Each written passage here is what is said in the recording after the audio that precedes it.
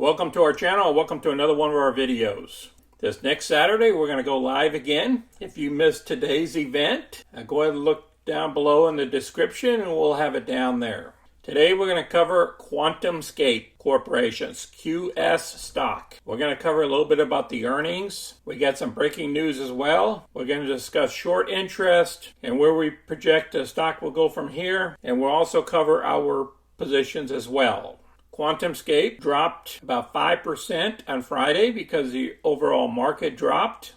The volume was a little light compared to the average volume of 6.8 million. Market cap still around $5 billion. So let's go into the short positions first. We're currently at a 21.43% short interest. It's a decrease from 715 down to 731. First thing we're going to cover is the earnings for Q2. Talking about the 24 layered cells. They got all the improvements and all the data up to date in this article. Now they're pleased with the phase 2 engineering line is now operational and the cell assembly has transitioned to this line. Located at QS campus, the phase 2 line benefits from 6 times more floor space for cell assembly, increasing flexibility to facilitate our processes, expand automation and inline methodology, and add more cell assembly lines as we continue to scale production. Then they talking about this new tooling to design to improve throughput. A step that previously looked more than 5 minutes can now be accomplished in approximately 30 seconds. So they're showing you a little bit about the factory there of the first generation of our phase 2 engineering line. Now we're getting back down to the nitty gritty here is the customer engagement. We continue to collaborate closely with Volkswagen Group. Remember, they're their first customer. As we work to bring our technology to market, our collaboration with Volkswagen Group's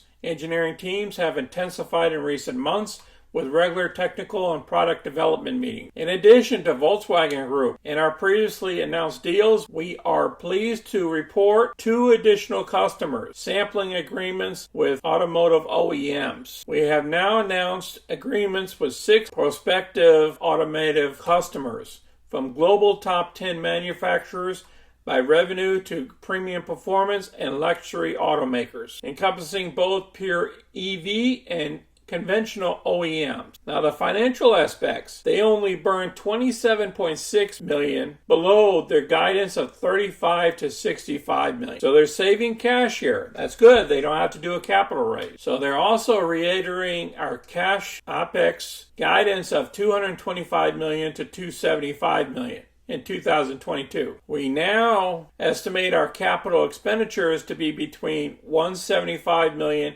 and 225 million for fiscal 22. Their CapEx spend will now be pushed into 2023. Based on these projections, primarily due to the push out of CapEx spends from 2022 to 2023, we now expect to exit the year with more than $950 million in liquidity, an increase from greater than $800 million. So that's some good news there from the CEO. Now let's dig into the options world. Unusual activity that I spotted is down here at the January 20th, 2023. I see 1,000 options traded at the 30 strike price. That's interesting. But then they had 725 here at the 15. Next article we're going to cover here is why QuantumScape, Bloom Energy, and ChargePoint all tanked this week. The funding from the IRA, remember the president signed off on that, will depend on several variables, including vehicle pricing and where batteries are manufactured. Now they showed what happened this week. Now they're talking about the IRA, which is the U.S. Senate passed the Inflation Reduction Act. That's what it's called, which it places more than $300 billion in clean energy. But the problem with this stock here is the company likely won't see the start of commercial production until 2025. Now, if the company can change this and start seeing commercial production in 2024, all bets will be off. This stock will fly. And the IRA could still be a tailwind for QuantumScape, as it should be for the EV sector overall. But there is also requirements for some of these initiatives. The IRA could be a tailwind for QuantumScape. That includes price caps on the list prices of new electric cars and trucks and SUVs for consumers to receive a $7,500 tax credit. Bottom line is any boost for companies in the EV sector will take some time to be realized. So I'm going to place this article down below, and let's move into the chart, and then we'll discuss our positions. Okay, if we look at the chart here, we're going in a downward trend, and it's a possibility if the NASDAQ and the S&P keeps going down,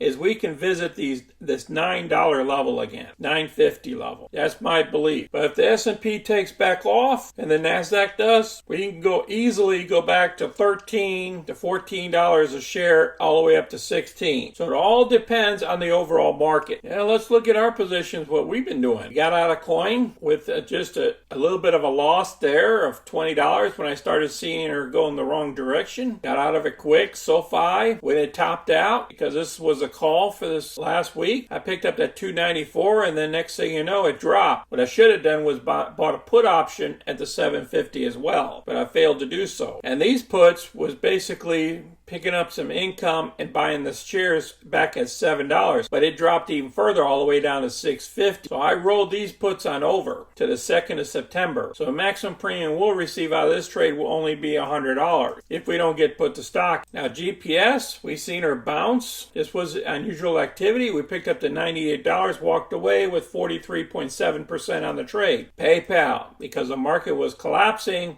I took advantage of rolling this one out to the 16th of September. Maximum premium, my objective was to pick up some premium, will only be $96. Now Tilray, took the opportunity once it jumped up. I took the $174 off the table. It was a 73.7% return. MNST, we were a lot higher, but then it started going south on us.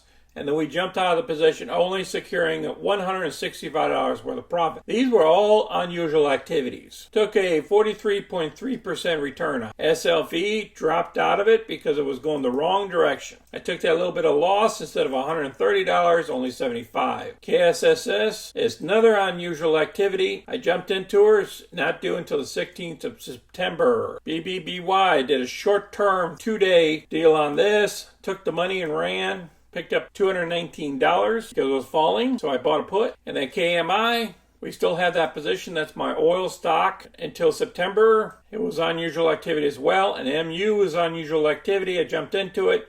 I might buy one more because the price dropped, because we got all the way until 21 October. STNE, I bought another option as well on this. I'll have it updated by Monday. AEM was my long-term holding for January as well. Overall, in our closed position, pluses or minuses, counting everything above, we come out to a 62.5% return so far in August. We received a total of $6,081. Our tracker here, for taxable purposes, we have to pay $7,663. Using that as our total income. So whatever tax bracket you're in, you have to deal with that, unless you're dealing with it in your IRA. Now our profits, net profits is $3,894 so far this month. Appreciate everybody watching our video today. If you have any questions or comments, place them down below. Until next time, folks, this is Sonny. I'm out.